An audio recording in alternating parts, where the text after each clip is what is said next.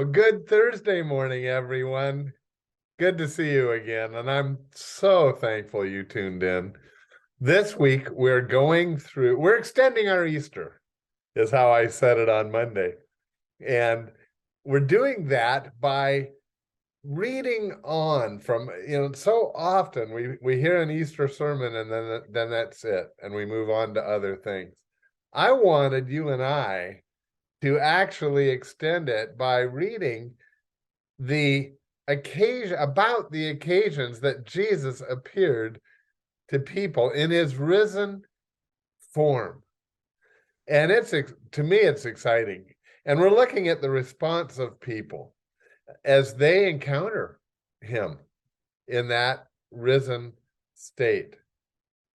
Now, today we come to an occasion that I'm pretty sure most everyone has heard about, but it's one that we really all appreciate and treasure because it involves the time that Jesus appeared to the apostle Thomas.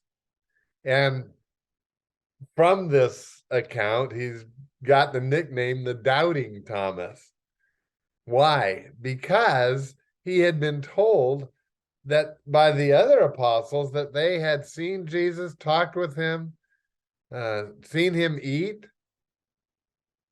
And Thomas just said, that's so fantastic. It's so unbelievable. I'm not going to believe it till I see it for myself. He had doubts. Well, we find where these doubts were soothed in John chapter 20. John chapter 20. And here's what it says, beginning in verse 24. Now Thomas, one of the 12, was not with the disciples when Jesus came. So the other disciples told him, "We've seen the Lord." And don't you know that they said that with enthusiasm and conviction? And Thomas knew that these were honest guys. He'd been with them for 3 years. They'd done ministry together. They had seen Jesus do miracles together. And yet, because no one else had done it, no one else had risen from the dead on their own accord, only Jesus. But he said to them, "Unless I see the nail marks in his hands and put my finger where the nails were and put my hand into his side, I will not believe." I won't believe it. A week later, his disciples were in the house again, and Thomas was with them. And though the doors were locked, Jesus came and stood among them and said, "Peace be with you." So again, Jesus is appearing to his disciples. That's the same as we have talked about. But this time, Thomas is there. And Jesus knew that Thomas had said this.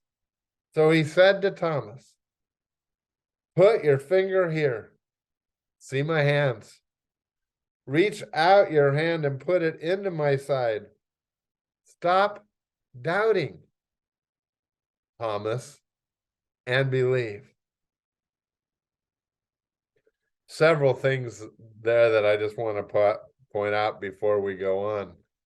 And that is, one, even though Jesus had his physical body and people had touched it, nevertheless, he was able to just appear in their midst.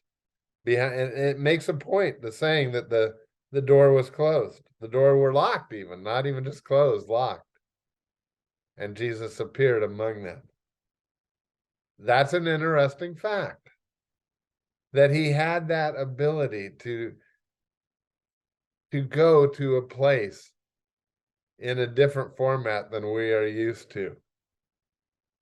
And later on, it says, everything about Jesus's body is going to be similar to the bodies that we have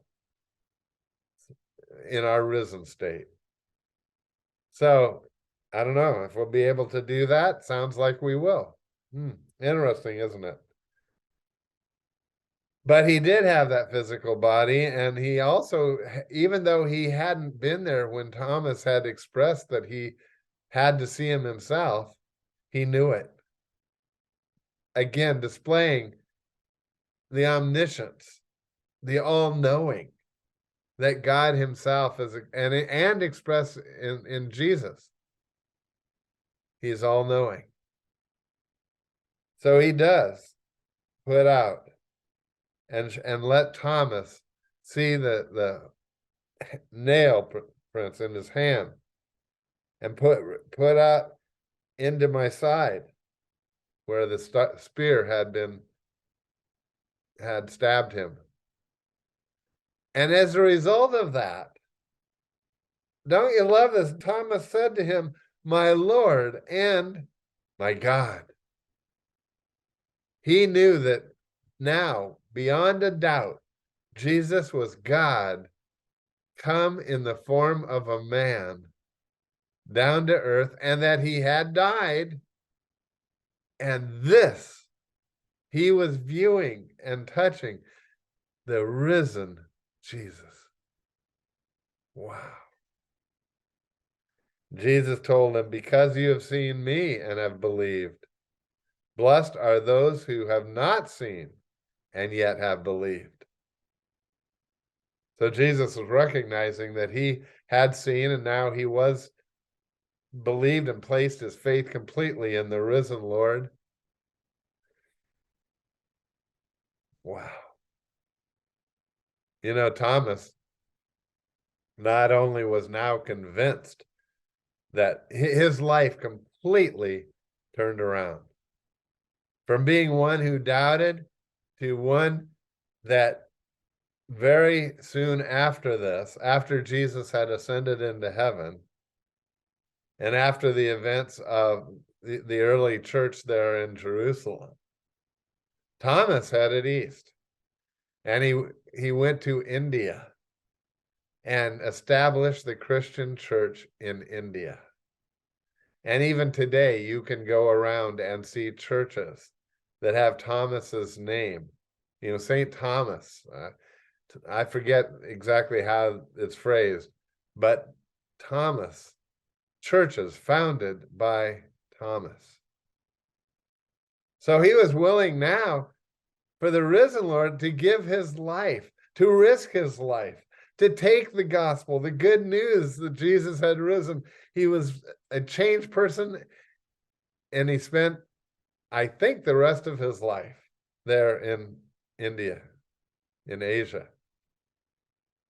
Every day this week, we've been looking at the response of people when they saw the risen Lord. And Thomas is as strong as any that we encounter, either in the last few days or tomorrow. Thomas's response is clear and poignant. "My Lord and my God," he declares.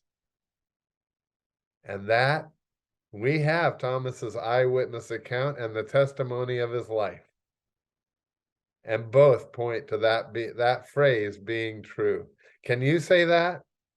"My Lord and my God." That's you, Jesus. I pray you can. And that is your heart, that your heart is now willing. Just pray and ask him. Ask him, dedicate your life to him. Ask him into your life. Believe on him. And like Thomas, he'll have some things for you. It may not be it won't probably be to go to India, but it will be to pray for your neighbor and do things in his name to bless those around you. The last verse of that chapter, verse 30, says, "Jesus did other miraculous signs in the presence of the disciples, which aren't recorded in this book." And it ends by believing you may have life in his name, and that is my prayer for you. But we're going to have the last encounter, and it's a big one tomorrow. Please don't miss it. See you then. And I won't worry about tomorrow.